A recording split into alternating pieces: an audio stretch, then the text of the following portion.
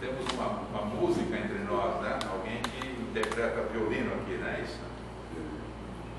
Legal. Isadora. Isadora é o nome da minha neta. Quando ela nasceu, agora ela tem 15 anos, 14 para 15. Quando ela nasceu, eu fiz uma música para ela. E a música fala da beleza dela. Mas ela, como eu poderia falar da beleza se eu não sabia se ela era bela, né? Se ela seria bela, mas ela deu certo, ela é bem bonitinha. Então eu vou tocar uma música para vocês, mas não me julgue pelo rigor da música, pelo rigor dos compassos. Cadê o meu filho também? Ele entende um pouco de música, né? Então ele sabe que às vezes eu não estou fazendo o melhor, né? Mas eu faço de coração. Então, eu quero convidar vocês para refletirmos um pouco sobre a humildade, apesar de que o nosso tema é justiça das aflições. Vamos refletir um pouco sobre a humildade. Vamos começar.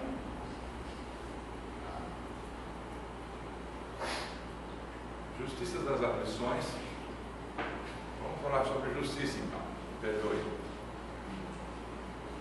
Justiça. O que é justiça para cada um de vocês? Porque nós vemos no Evangelho segundo o Espiritismo, capítulo 5 dele, que bem-aventurados os aflitos, justiça das aflições. Mas o que é justiça para cada um de nós? O que significa a palavra justiça?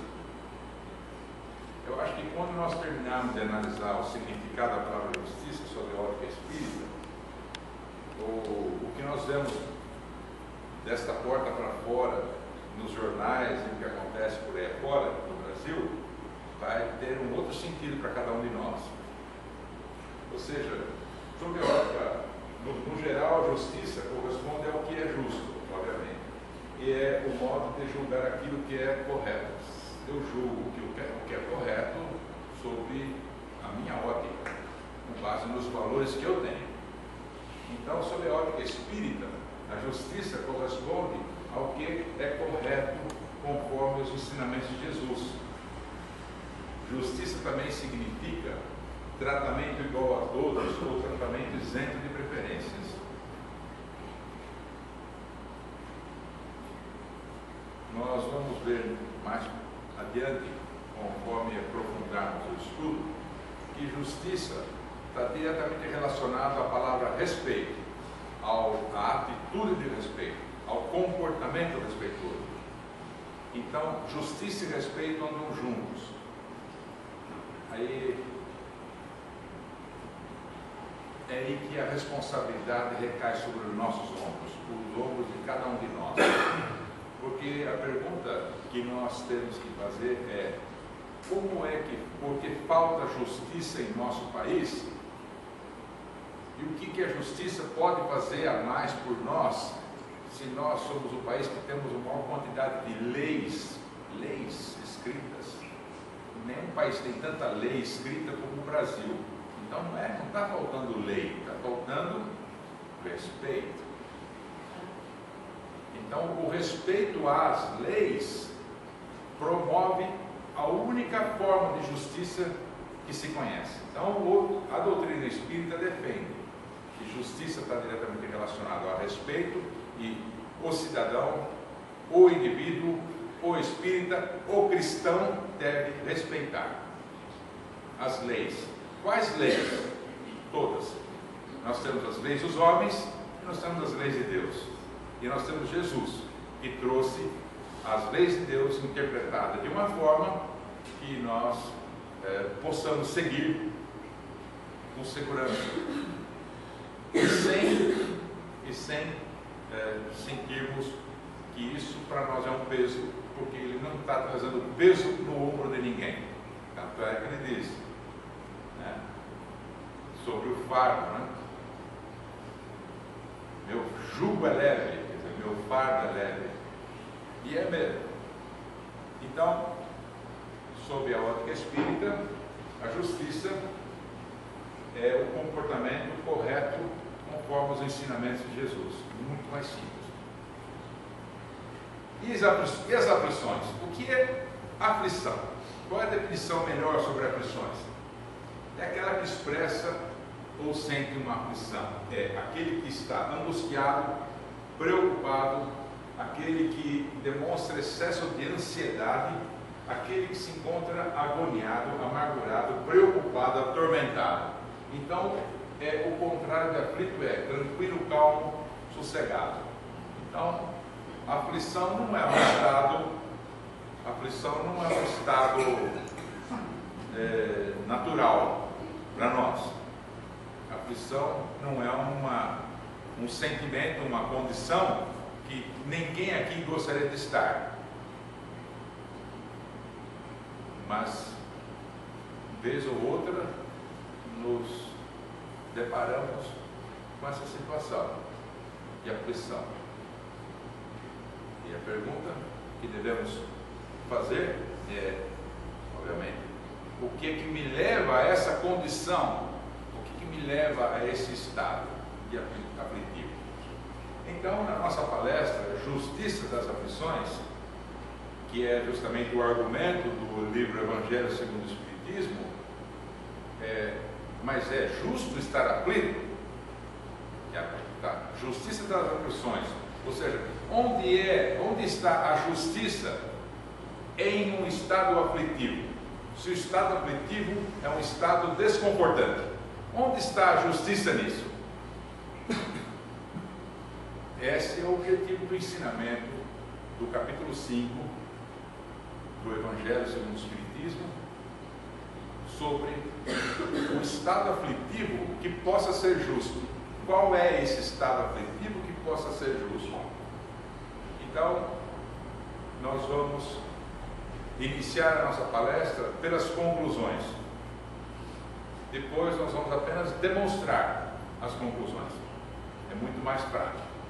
Então, eu pergunto assim: alguém de nós aqui tem uma determinada receita mensal, oriunda de onde for, aquela receita resolve todas as nossas situações, aquilo que é possível fazer. A gente ajusta a nossa vida, aquela receita, aquela entrada de dinheiro, ajusta a nossa vida e aí equilibra. Termina o mês, não sobrou nada, começa o mês, entra de novo, é assim a vida. E eu digo para vocês, não tem limite. Se você ganhar 10 vezes mais, você vai achar ideias para gastar 10 vezes mais. Então, eu estou dizendo, seja qual for o teu orçamento, você vai administrar esse orçamento e vai fazer os números fecharem no fim do mês. Ponto. A conta tem que fechar. Mas digamos que por um arroubo aí de qualquer motivo, você sai, vai na loja, na Casas Bahia, qualquer outro lugar aí, e compra aquilo que está faltando. Ah, não, vou trocar a geladeira, vou trocar isso, vou trocar aquilo e tal, e empenha 30% da tua receita, do teu orçamento em prestações. No primeiro mês dá certo, no segundo mês dá certo, no terceiro alguma coisa acontece, sobe o preço do alimento, outra coisa acontece, e aí você começa a pagar uma prestação, depois você paga outra prestação, e depois de um tempo o pessoal está batendo lá para recolher as coisas que você comprou, os bens, e você está aflita. Você está aflito. É essa aflição que Jesus diz bem-aventurado. O que quer dizer bem-aventurado? Bem-aventurados os aflitos. Então, traduzindo, tem diversas formas de traduzir essa bem-aventurança, mas a bem-aventurança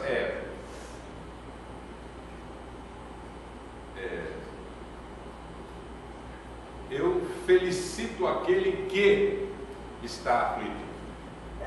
Felicito aquele que está aflito. Você está no caminho certo, aquele que está aflito. Então, o bem-aventurado, Jesus está dizendo: eu felicito você que se encontra aflito. Bom, agora eu estou aflito. Eu fui lá, empenhei 30% da minha receita, estou vendo o caminhão encostar aí, que vai levar embora a minha geladeira, e eu estou aflito. Mas Jesus disse que os aflitos são bem-aventurados. Então é bom ficar aflito, mas não está bom para mim ser aflito desse jeito. Eu não estou feliz assim. O caminhão vai levar aquelas coisas que eu comprei para mim. É dessa aflição que Jesus está bem-aventurando. Eu disse para vocês que nós vamos começar a nossa palestra pelas conclusões. A conclusão é o seguinte, que a aflição a que Jesus está felicitando é aquela que nós sofremos, porque nós resolvemos seguir Jesus, seguir os ensinamentos dele. E quando nós buscamos seguir Jesus nesse mundo de provas e expiações, nós ficaremos aflitos. A nossa aflição vai ser terror. E aquele que resolve ser espírita numa sociedade que não tem muitos espíritas, vai sofrer aflição. Ela fala, mas por que eu tenho que ser espírita para seguir Jesus? Não, você não precisa ser espírita para seguir Jesus. Mas se você quiser realmente beber da água limpa, se você é um tipo exigente, um tipo recalcitrante, que quer pôr o dedo na ferida para ter certeza que está machucado mesmo, só sobrou a doutrina espírita mesmo. É o meu caso. Só sobrou essa doutrina. Não, essa esclarece. Essa é beber da água pura mesmo, da água limpa. Esclarece, consola, conforta e dá a esperança. Então, agora eu sou um espírita numa sociedade onde tem poucos espíritas, mas eu vou ser um espírita que segue Jesus da forma como muitos não seguem. Muitos usam Jesus, usam o nome, usam o emblema, mas no interior eles não se modificam, eles não se transformam. Jesus conhecia essa raça, se chamava eles de túmulo caiado. É o hipócrita. O espírita não tem esse direito de ser hipócrita. Por quê? Porque o espírita se conduz pela consciência. E a consciência é o estado de Deus em nós. Deus se manifesta, Deus fala através da nossa consciência. E a nossa consciência diz que nós temos que ser uma única coisa. Nós temos que ser íntegros. Nós temos que ser isso que somos aqui no centro, na nossa casa, no local onde nós trabalhamos. Nós somos uma única pessoa. Nós temos uma forma de pensar e uma forma de se comportar única, que é aquela que Jesus nos ensinou. E nós então levamos Jesus por onde nós passamos. E nem sempre Jesus é bem-vindo por onde nós passamos. E nós sofremos aflições. Você perde seu emprego porque é espírita. Você está sendo discriminado porque é espírita. Porque é espírita. E você é aflito, está aflito, vive aflito? Sim. O bolso está aflito? Sim. Mas eu não vou abandonar Jesus. Eu não vou abandonar as minhas convicções. Essa é a conclusão da justiça das aflições. Aí que é o bem-aventurado. Esse é o bem-aventurado. Aí está a justiça das aflições. Essa é a conclusão da nossa palestra. O que está aqui é para explicar o que eu acabei de falar. Vou fornecer a vocês uma série de subsídios extraídos do Livro dos Espíritos, Evangelhos do Espiritismo, das obras de Kardec, para dar substância a esse argumento. É justo estar aflito? É. Existe justiça na aflição? Existe.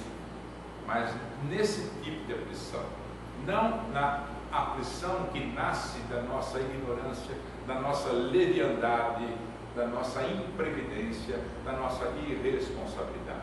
Essa não. Essa aflição é importante, porque ela nos educa, nos reeduca. Perfeito. Sem nada a acrescentar. Viveremos aflitos por esses motivos também. Mas a aflição a que Jesus felicita é aquela outra. Tudo bem até aqui, turma? Bom, então,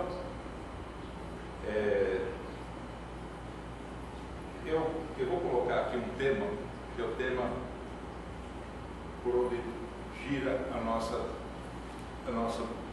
nossa presença aqui hoje. Humildade. Alguns conceitos sobre humildade. Vamos refletir sobre isso. A humildade não está na pobreza. Emmanuel, para mim foi a melhor definição de humildade. Não está na pobreza, não está na indigência, não está na penúria,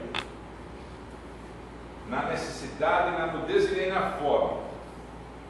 Porque a primeira reação que nós temos é falar, não, a pessoa é de família humilde. O que quer dizer que é família humilde? A família é humilde? Não, é família humilde. Você vai ver que é sinônimo de pobreza. Para não dizer que a família é pobre, para a família é humilde. Legal, tudo bem, não tem problema. Mas daí concluir que todo pobre é humilde, a diferença é profunda. Da mesma forma que concluir que todo rico é orgulhoso, a diferença também é profunda. A humildade não é privilégio de quem tem muito ou de quem tem pouco. Onde está a humildade? A humildade está na pessoa que tem o direito de reclamar, julgar, reprovar e tornar qualquer atitude compreensível no brilho pessoal apenas abençoa. É difícil. Eu já fracassei muitas vezes, mas para mim isso é um guia. Eu já tombei e fracassei muitas vezes no tema humildade, mas para mim é o meu guia. Aquele que poderia julgar e tendo julgado reprova, e tendo reprovado toma qualquer atitude que é compreensível no brilho pessoal. Você me ofendeu, por isso, você me ofendeu, e olha, eu vou fazer isso, mais isso, e olha, e ainda vou rematar com mais aquilo. E o outro, de fato ofendeu mesmo, tá? Julgou e aplicou a sentença.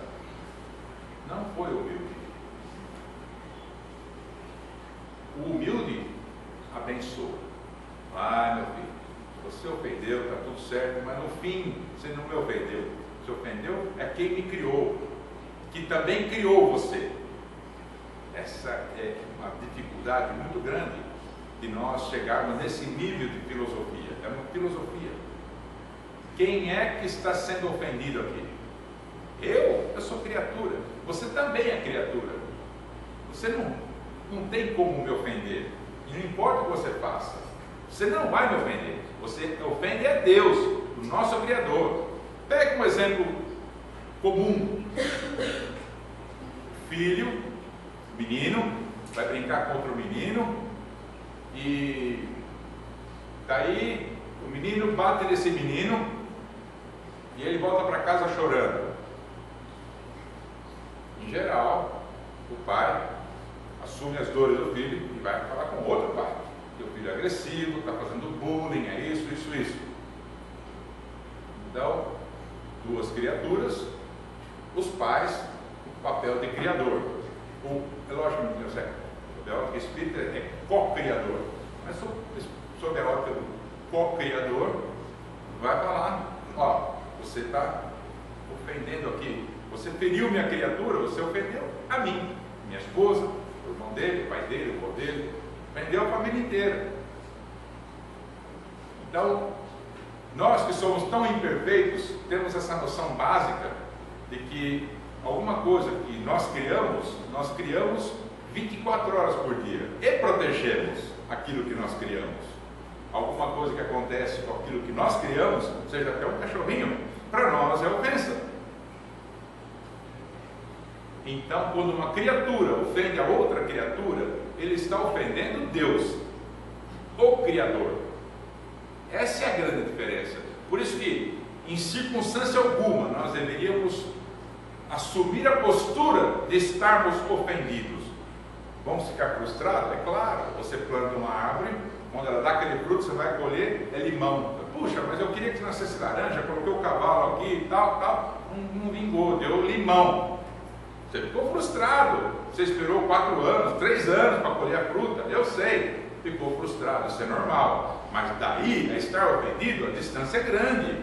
E tendo estado ofendido, ainda julgar e dar sentença, a distância é maior ainda. Então, a humildade é sabedoria. A humildade é aquele que abençoa. Vai com Deus, vai com Deus. Segue. Desliga de mim. Desliga. Corta. Desliga. Corta.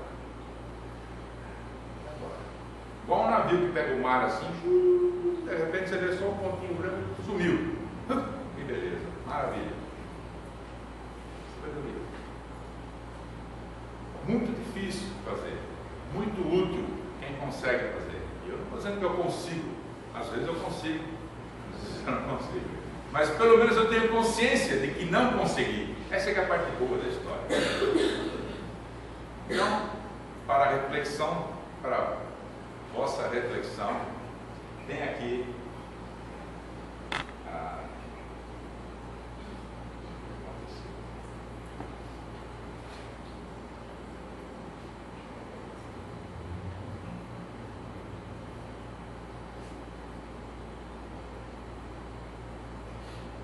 a letra aqui para vocês, mas a música Gente Humilde, todo mundo conhece, esquece a letra por um momento. A música é bonita, tudo bonito, mas uma letra melhor poderia existir. Então pensei nessa letra um pouquinho melhor, mais alinhada com o cristianismo, e ela fala assim: a humildade não faz conta dos defeitos, se tem direitos, renuncia pela paz, quer unir, reunir, compartilhar, tudo que tem, tudo que sabe, sem cortar. Aí eu sinto uma vergonha de mim mesmo, de ser tão pouco, tão distante, irreal. Aí me dá uma vontade de crescer, crescer no amor, servir a Deus, viver em paz.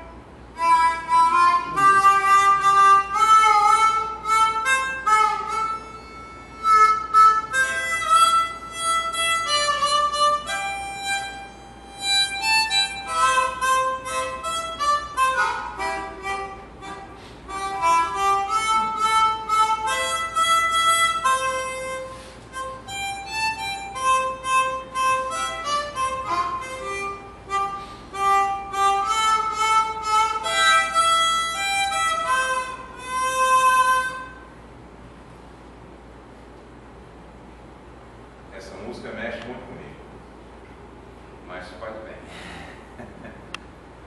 E aí, vocês gostaram? Vamos lá.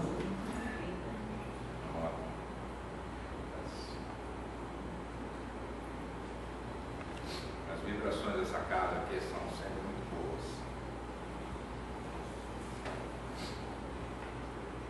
Então,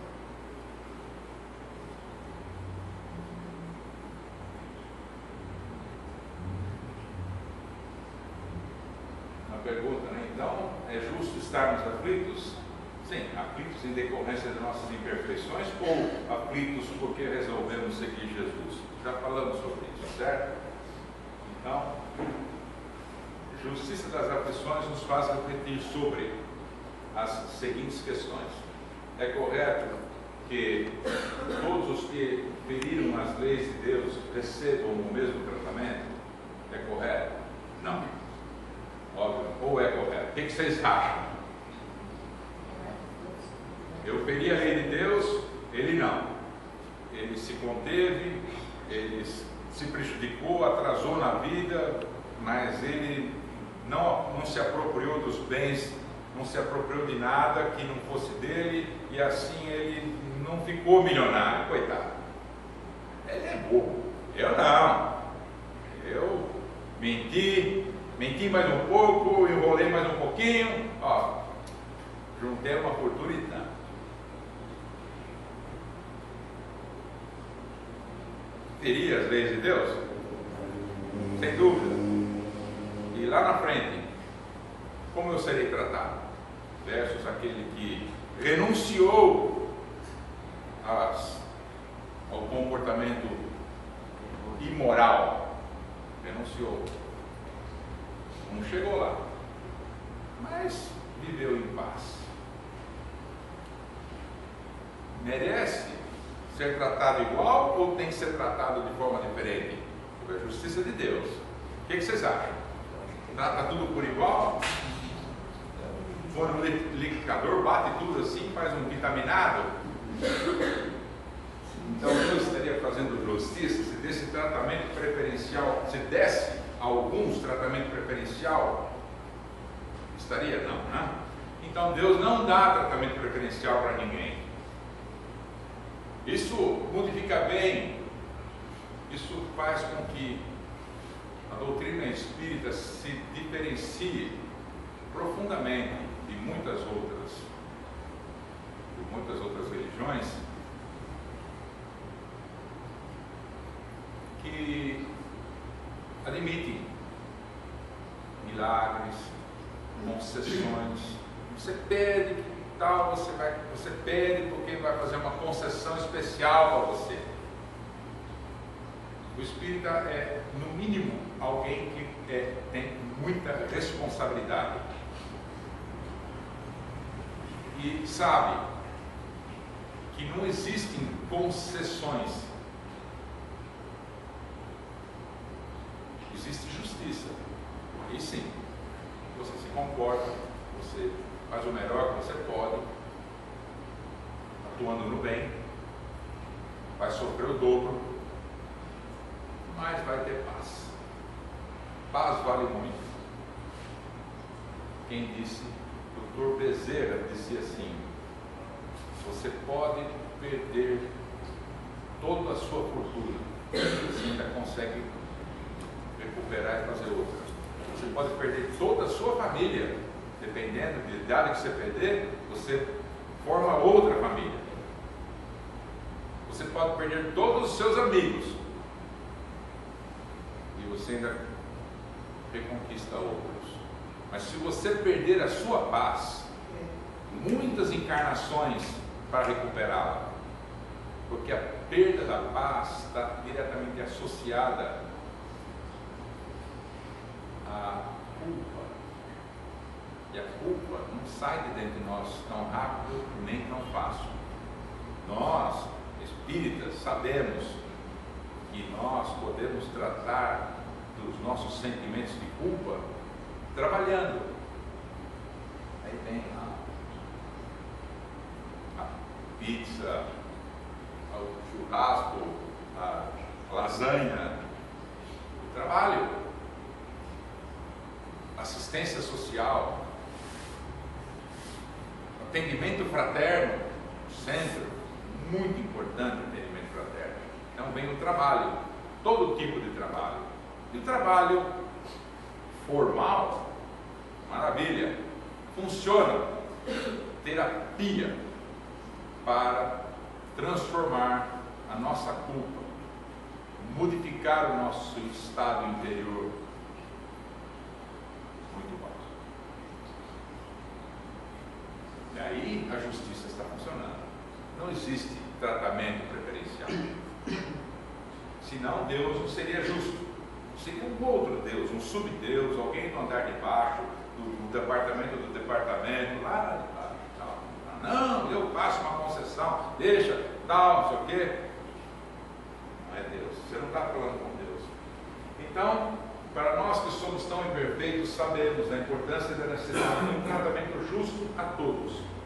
Queremos que a filha seja respeitada, é verdade? Sim, é verdade. Queremos que o enriquecimento decorra do esforço e da competência do ser humano e não por meios ilegais e corruptos. Isso nós queremos. Isso nós sabemos que nós queremos. Essa noção de justiça que já vem em nós, está em nós, é o respeito. Justiça igual respeito. Então, fulano aqui, enriquecimento ilícito, fulano aqui, enriquecimento do próprio esforço. É difícil, demora muito. Muitos nem chegam lá. Não importa, isso não é importante. O importante é estar em paz com a consciência. Não tem preço. Então, da mesma forma, sabemos que Deus é soberanamente bom, mas também é soberanamente justo, né? Logo se conclui que os nossos pedidos a Deus devem ser atendidos dentro das nossas necessidades evolutivas. Aí, quando falamos em necessidades evolutivas, nós temos que falar sobre a evolução.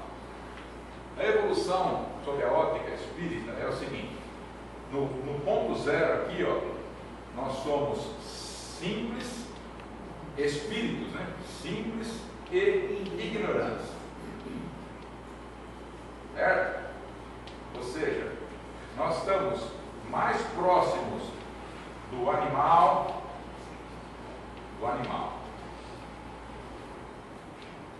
Avançando assim, alguns milhões de anos, esse risco aqui são milhões de anos, nós vamos chegar na nossa condição de angelical.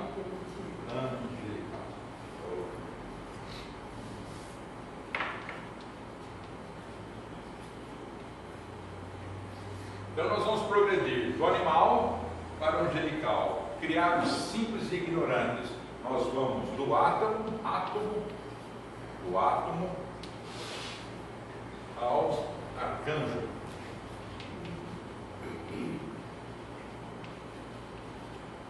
E onde nós estamos? Cada um de nós. Eu acho que planeta de provas e expiações fica nessa faixa aqui, ó, nessa faixa. Planetas de provas e expiações. Provas é onde nós estamos, né? E expiações. É aqui que nós estamos. Bom, quem reside nessa faixa vibratória tem um comportamento que nós temos. E quando sai lá fora na rua, é esse comportamento. Quando você vai lá em Brasília, é esse comportamento. Mais aqui, mais ali, é essa faixa. Nós pertencemos a essa faixa. Às vezes a pessoa fala, não, mas eu fulano lá em Brasília e tal. É, mas você foi lá no açougue, você foi lá no supermercado, você fez qualquer coisa, você falou qualquer coisa para a tua vizinha, você não é muito diferente do cara que está lá, então vamos devagar, Condor, vamos devagar. Nós pertencemos a uma faixa vibratória, onde as coisas que a gente vê acontecer e que deixa a gente chocado, é porque o outro fez. Fala, não, mas eu jamais faria o que aquele cara fez. Não sei. Você não foi testado. Você já foi testado? Não sei. Você já foi algum Marcelo Odebrecht na vida alguma vez? Você já foi testado? Não sei. Você não sabe. Ninguém aqui sabe a resposta. Por que vamos julgar? Não. Julgar não. Nós vamos colocar as coisas no lugar que tem que ser. Perfeito. Comece respeitando. Comece você, indivíduo, respeitando. Mas que isso vai mudar? Bom, no primeiro momento não muda nada. Mas é a única palavrinha que está faltando para que a justiça se estabeleça. A Então, se nós estamos nessa faixa evolutiva, nós vamos fazer as coisas que se faz nessa faixa evolutiva. E aí você fala, puxa, mas eu tenho vergonha de ser o que eu sou. Não tenha vergonha. Nós fomos criados simples e ignorantes. E quem nos criou sabia disso. E quem nos criou sabe que nesse estágio evolutivo, nesse padrão vibratório, nós fazemos essas coisas que nós fazemos. Mas dentro de nós arde a consciência. Uma chama que diz, acorda, chega, para, volta, corrige, melhora.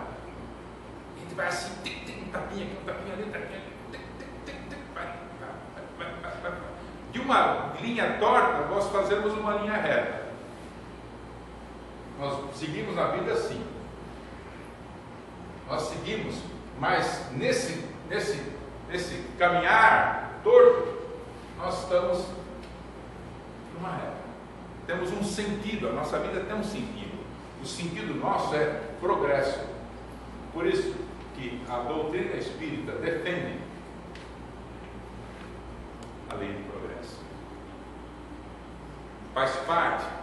Por isso não temos que ter vergonha de ser o que somos, estar onde estamos.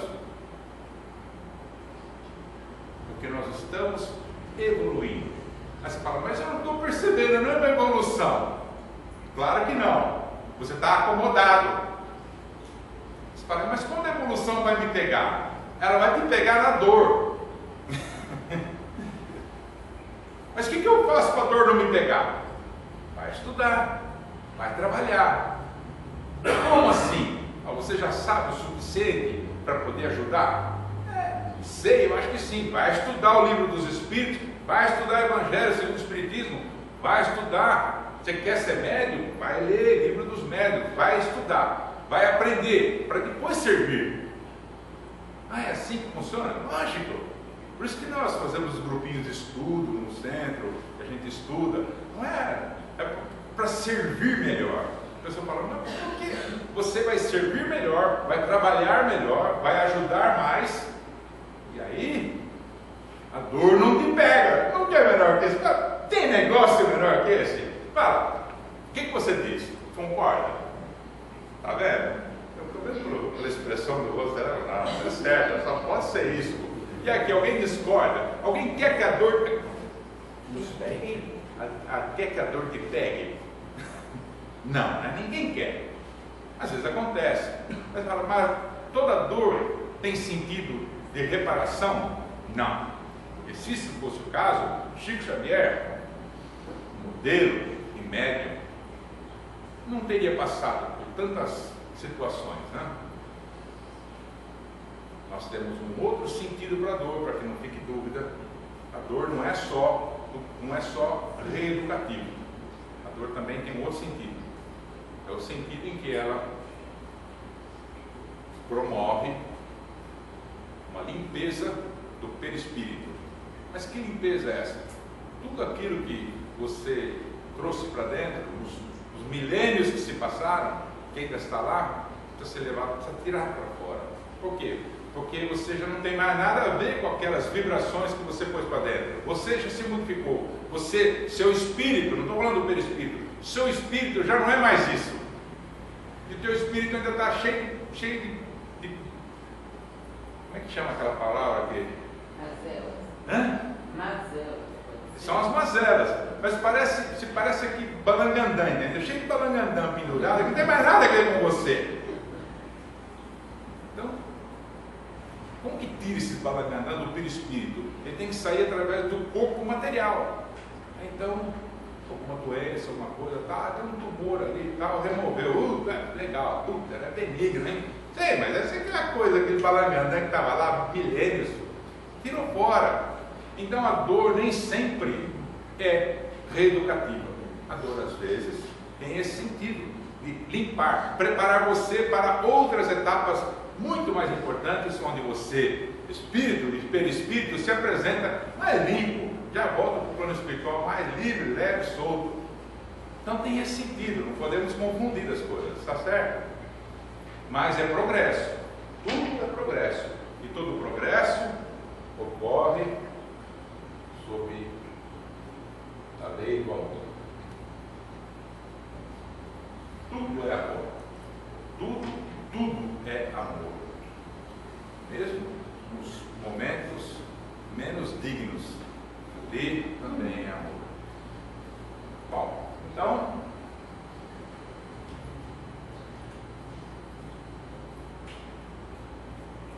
agora que sabemos que as aflições, agonias, amarguras, preocupações, tormento fazem parte do nosso processo evolutivo, evolução, vamos explicar, e decorre da bondade e da justiça de Deus, que atende os nossos processos educativos. É o que estamos fazendo aqui, estamos aprendendo, estamos sendo educados. Então eu pergunto, devemos agir como angustiados enquanto estamos sendo educados por Deus? Essa é a pergunta. Devemos agir como angustiados? Não temos o direito, não temos o direito. Se nós estamos sendo reeducados através da dor, é porque nós fomos displicentes nas últimas encarnações. Então, não sobrou outro recurso. Vai lá, joga a dor em cima lá, que aí ele começa a rezar de novo, ele começa a procurar alguma leitura edificante, ele vai se moralizar porque a dor vai despertar ele. Então vai, faz isso. Então, não tem outro jeito. Puxa, mas a dor dói muito. Mas é por amor.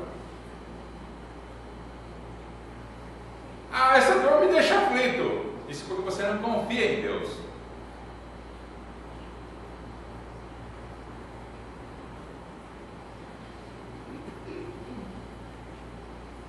Então devemos, perante a vida, expressar angústia, amargura.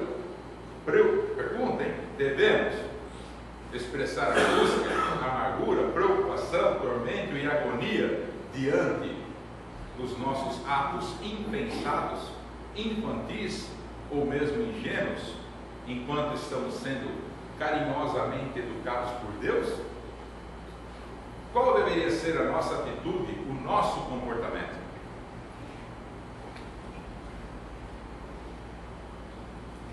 As palavras tranquilo, calmo, sossegado correspondem ao inverso do angustiado, já vimos isso. Pois bem, se de fato confiamos em Deus, é a questão, tem que confiar. Se de fato confiamos em Deus, devemos receber os golpes da vida com a mesma naturalidade que recebemos a notícia de que ganhamos na loteria. Alguém aqui passaria nesse teste?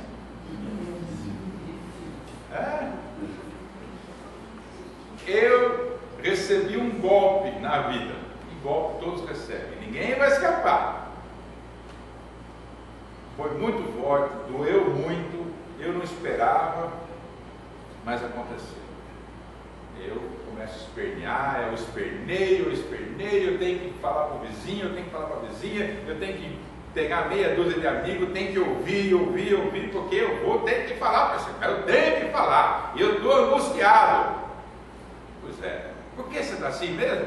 Não, onde já se viu como isso podia acontecer comigo? Não é possível, isso acontece com todo mundo. Mas quando acontece comigo, não, pelo amor de Deus, comigo isso não, jamais. Por que não? Não, tudo bem. Então você esperneou, né? Esperneou bastante, né? Nós chamamos isso de comportamento do esperneio. Jus esperneante. Jus esperneante. Os advogados gostam disso. Aí, o inverso. Nada disso que aconteceu. Esquece, está tudo bem. Vai no clube, joga tênis, sei lá, faz salto. Nada disso. Você ganhou na loteria. E é uma bolada, hein?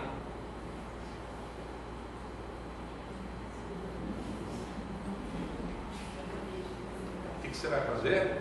O que as pessoas fazem? Esses que ganham na loteria fazem? Se esconde. Pode ser que eles se escondem, mas isso também, mas vai fazer um barulhinho, né? Tá?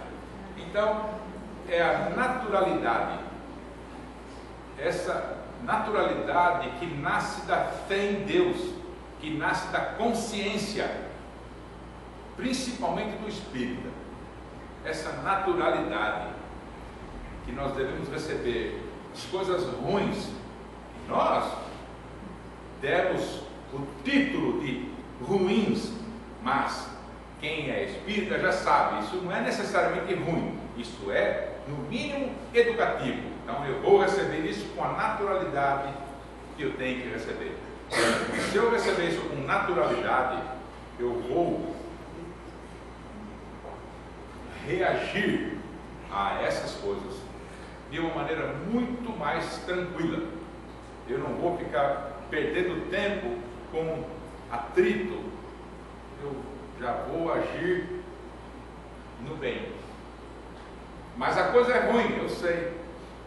Mas para mim ela tem um sentido educativo.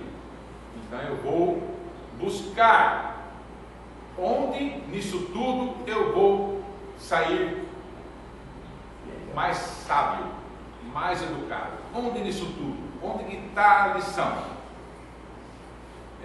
O irmão que agride, o pai que não respeita, alguma coisa na família que me desequilibra, eu não vou mais me desequilibrar.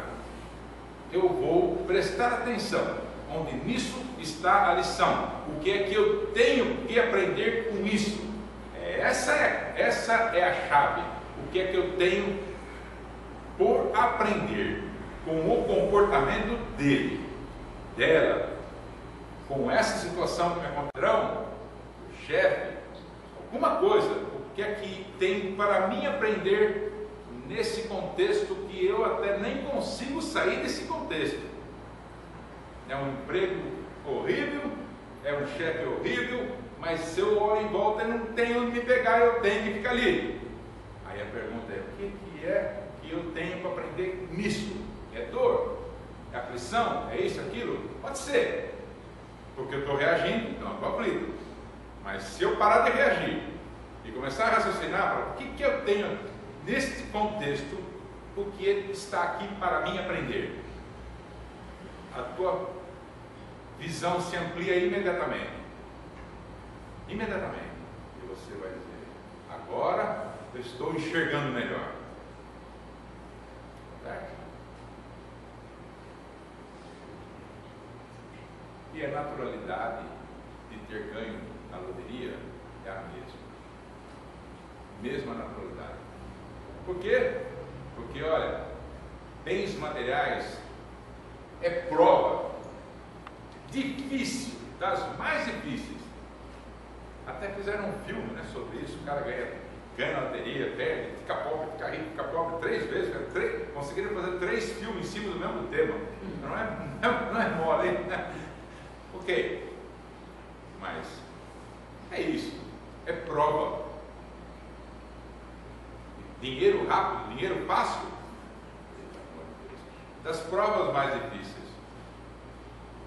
Então nós temos que encarar tudo com a maior naturalidade, a naturalidade do cristão, como se fosse Jesus. Ele encarou tudo com a maior naturalidade. Não, é verdade que ele expulsou os vendilhões do templo, e é verdade que nunca mais ninguém foi fazer venda na porta de nenhum templo religioso cristão. Nunca mais. Nunca mais teve comércio. Ficou bem colocado, né?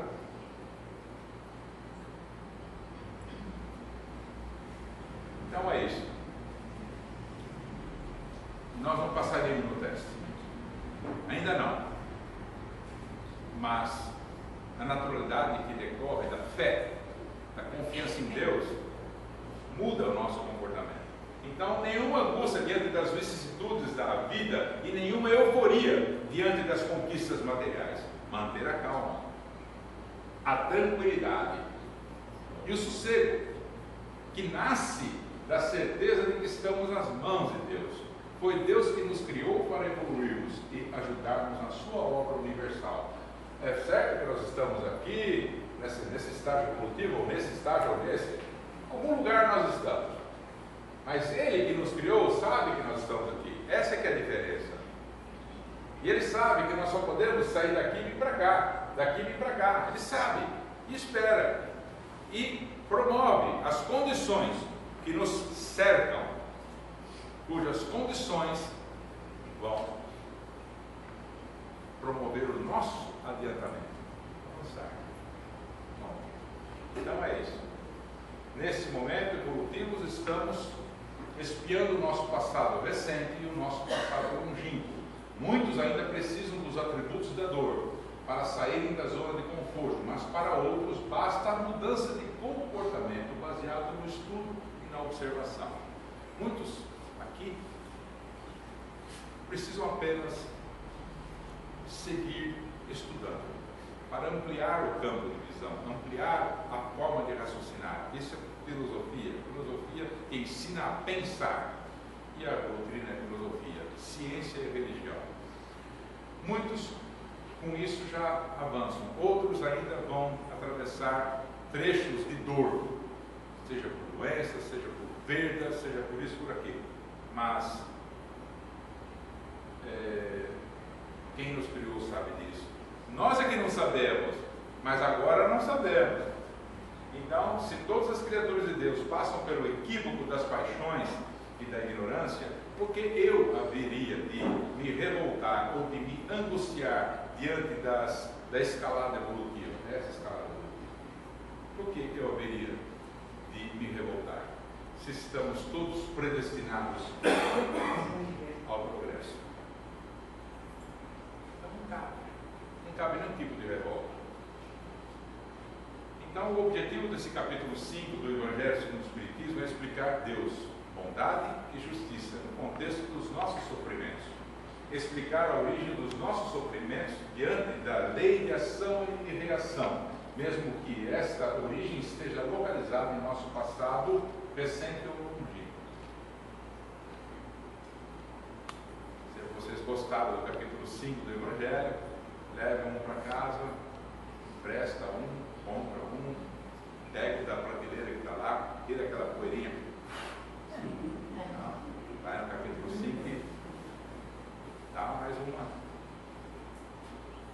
Então, o que está implícito no capítulo 5 é: agora que você entendeu Deus, bondade e justiça, agora que você passou a confiar em Deus, porque é amor, bondade e justiça, agora que você entendeu que todas as criaturas de Deus são tratadas de forma igual e que não existe colher de chá para ninguém, agora você vai saber orar, para louvar, agradecer e até pedir. Mas se você vai pedir, saberá que deve pedir forças para superar as provas e as vicissitudes da vida. Saberá que deve pedir o amparo na forma de coragem ou na forma da resignação, para que sejam seus méritos das escolhas que te fizeram uma pessoa melhor, ou que te fizerem uma pessoa melhor. Aí a prece, até a prece, do ponto de vista espírita, é mais elevada, é sublime. Até a prece.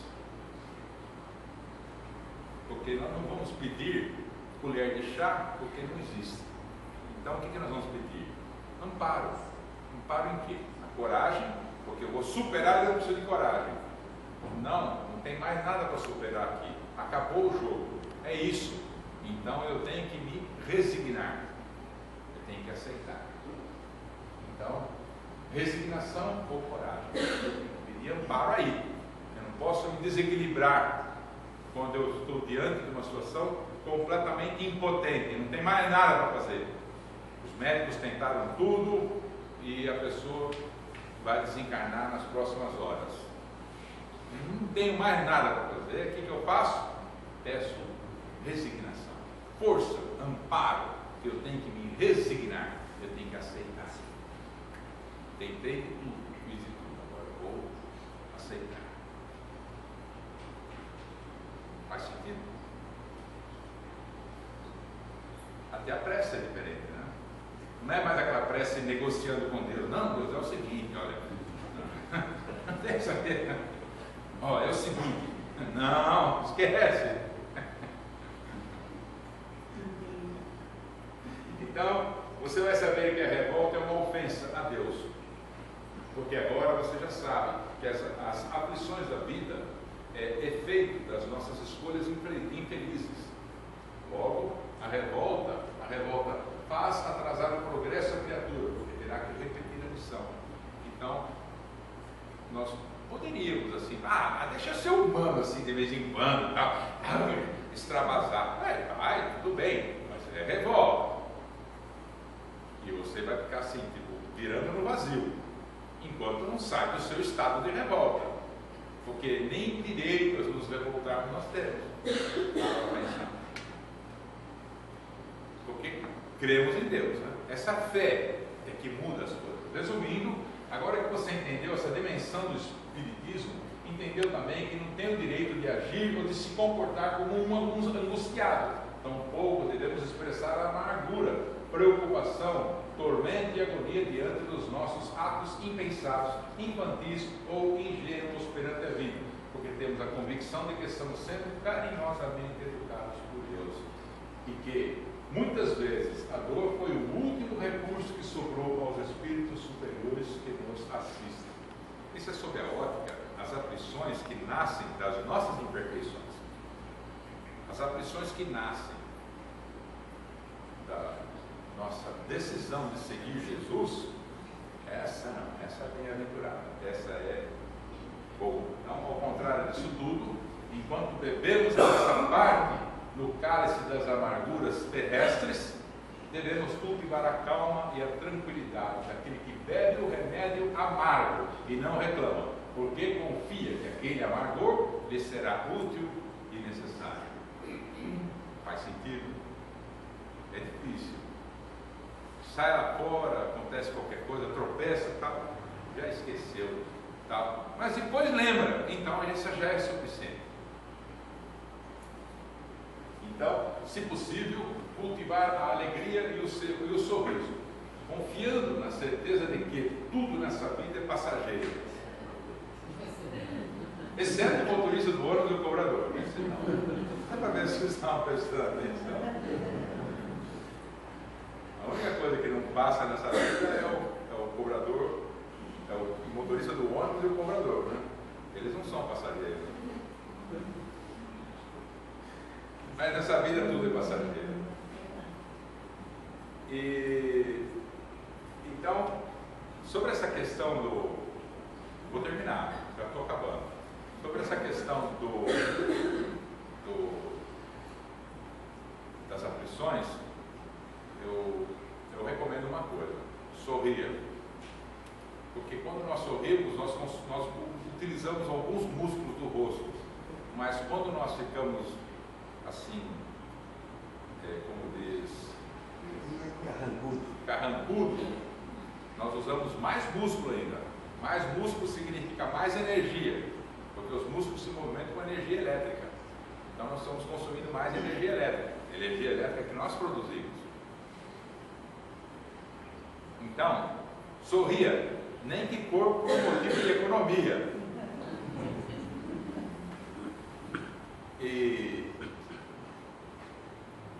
Então, buscar no sorriso o hábito de fazer as coisas ficarem mais fáceis. O sorriso modifica muita coisa. Nós temos o sorriso que nasce do nervosismo. A pessoa está nervosa, ele começa a sorrir, tá? Tudo bem, é um tique nervoso aqui.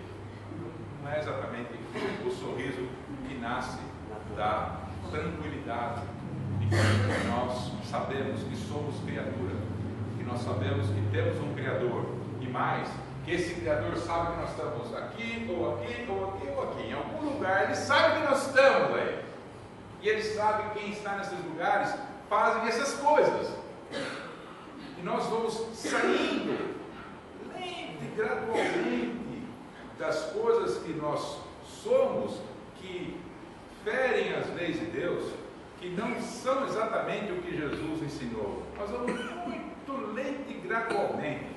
Daqui uns 10 mil anos nós estaremos um pouquinho mais aqui assim, entende? E assim vai, bem, vamos saindo. Essa é a noção de que a única transformação que faz sentido é aquela que ocorre no espírito. Tudo o resto é conversa mole. Até a maquiagem é bobagem. Tudo é bobagem. Só aquilo que acontece a nível de espírito é a única transformação que para nós faz diferença. Então, seguir confiantes em Deus faz emergir um sorriso natural, mas tem que ter um entendimento amplo de Deus, amor, justiça e caridade. Esse Deus que nós estamos nos referindo faz emergir um sorriso. Aí eu fiz uma música sobre o sorriso e eu dediquei ela para o meu neto. Meu neto, filho do Luiz. Ele tem quantos anos agora? Tá 16 para 17, né?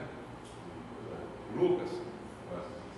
Tem quase 17. Já tem um neto com quase 17 anos. A turma lá é rápida no gatinho.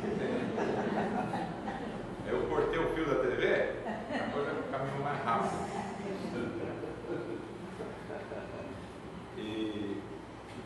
Só que a melodia, eu gostava muito de uma música americana, que ele falava de fingir. Eu não gosto desse negócio de fingir, mas a letra falava de fingir, mas a melodia era bonita.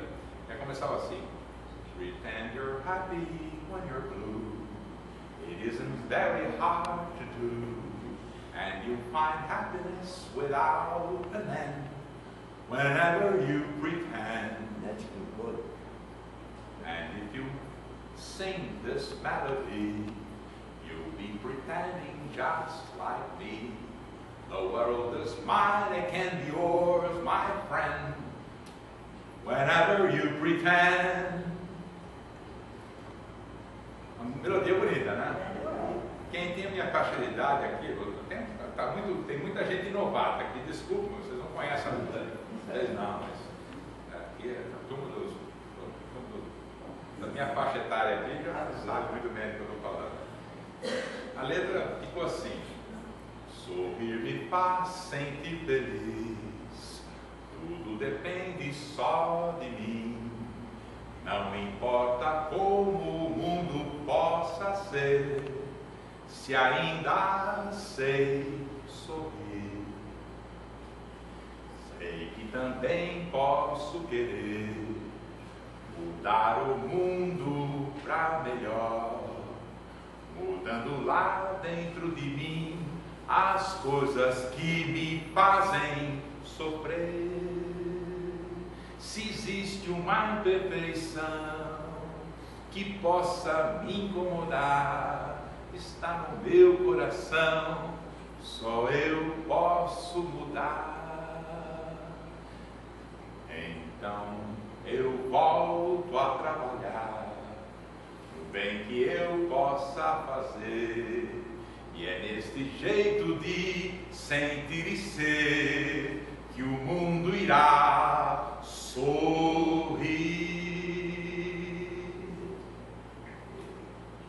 Obrigado.